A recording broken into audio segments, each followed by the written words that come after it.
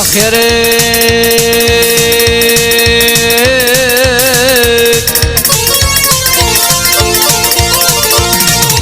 Yeymur fil kaçıp senin kanını sorap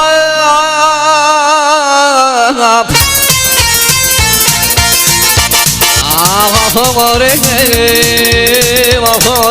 dikletedip olmazsa dost Mehmet Ay keyle mi o para verme könlüne Çekelini bu tanıştan dost Mehmet Dost Mehmet canı vurur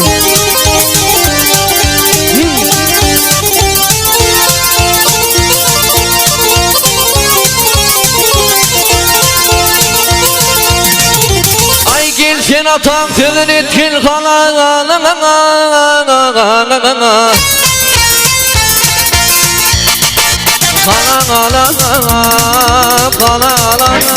batırdan güneşten ağlayacağım ana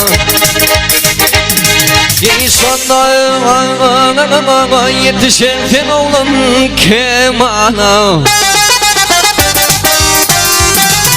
Çekilini bu tanıştan dost Mehmet Dost Mehmet canı vur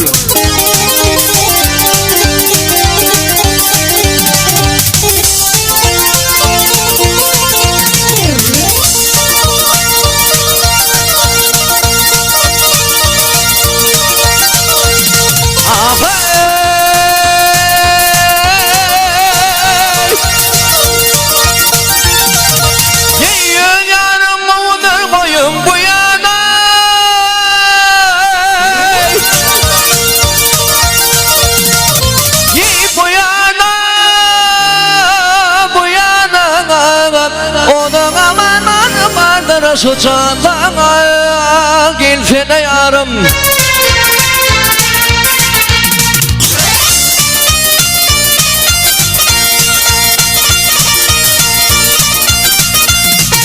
Yapmaksana yetmesin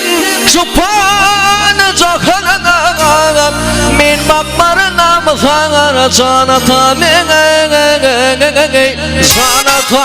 Çanatam önatam Ey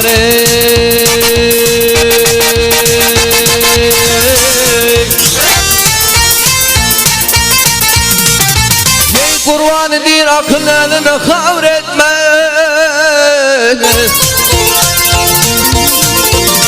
Kahretme Sen görünmeyim bağırır yavru etme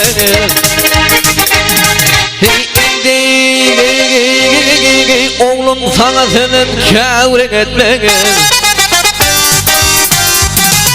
Beni senin bağrım başına dost Mehmet Dost Mehmet bana vur Hey indi